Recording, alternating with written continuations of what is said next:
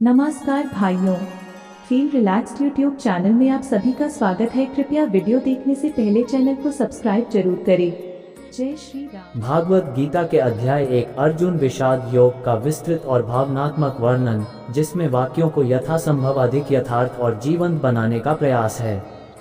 भागवत गीता अध्याय 1 अर्जुन का विषाद। धृतराष्ट्र का सवाल। धृतराष्ट्र बोले, संजय बताओ, मेरे पुत्र और पांडव जो धर्म क्षेत्र कुरुक्षेत्र में युद्ध के लिए इकट्ठा हुए हैं, उन्होंने क्या किया?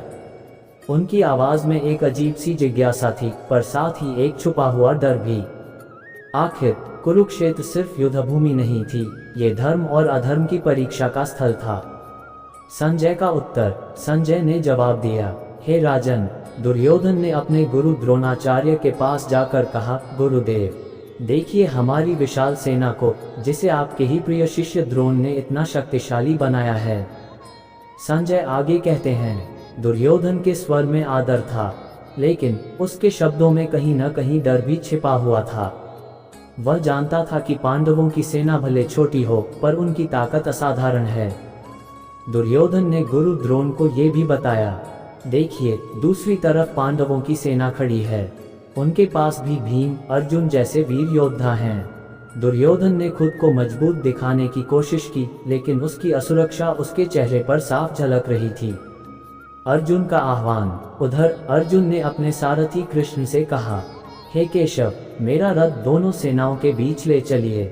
मैं देखना चाहता हूँ कि कौन कौन योद्धा इस युद्ध में हिस्सा लेने के लिए आए हैं। अर्जुन के स्वर में एक वीर योद्धा की गर्वीली ललक थी, लेकिन जब रथ सेनाओं के बीच पहुंचा, सब कुछ बदल गया। अर्जुन का मोह। अर्जुन ने अपने चारों ओर देखा, वह स्तब्ध रह गए। उन्होंने कहा, हे माधव, ये क्या? मेरे ही परिवारजन, मेरे भाई, मेरे गुरुदेव और मेरे आदरणीय पितामह, सभी मुझसे लड़ने के लिए खड़े हैं। उनकी आवाज अचानक कांपने लगी। कृष्ण, मेरा शरीर सुन्न हो रहा है, मेरा धनुष गांडीव हाथ से गिर रहा है, मेरे पसीने छूट रहे हैं। अर्जुन, मैं लड़ने के लिए खड़ा भी नहीं रह पा रहा हूँ। अर्जुन की स्थिति ऐसी थी मानो उनकी आत्मा ही उनसे दूर हो गई हो। वह बोले, हे कृष्ण, मैं ये युद्ध नहीं लड़ सकता। कैसे मैं अपने ही परिवार के लोगों पर तीर चला सकता हूँ?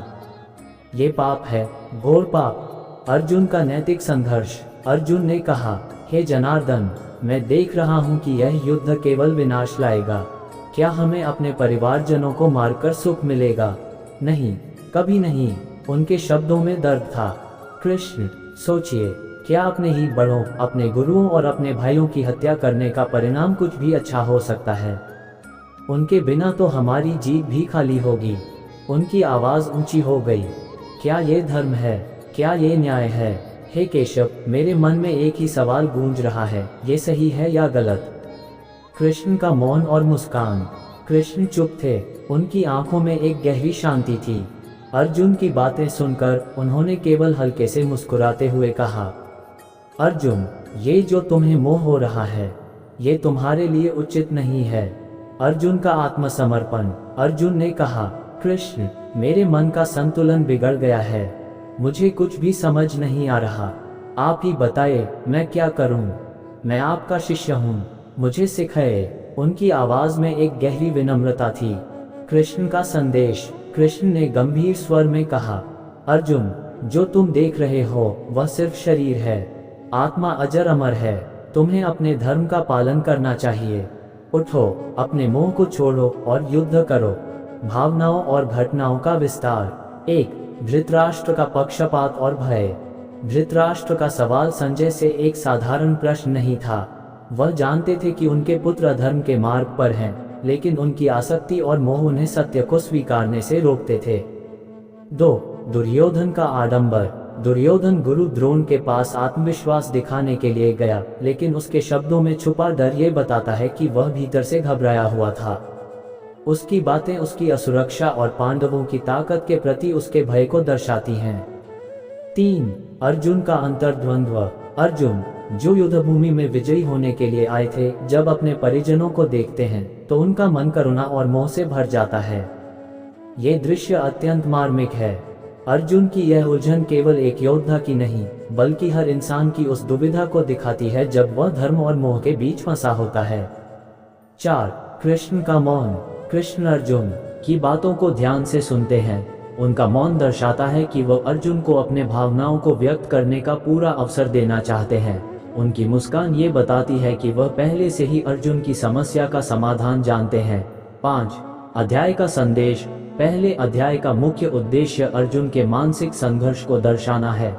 यह अध्याय हमें ये सिखाता है कि हर व्यक्ति को अपने जीवन में ऐसे क्षणों का सामना करना पड़ता है जब उसे अपने कर्तव्यों और भावनाओं के बीच संतुलन बनाना पड़ता है।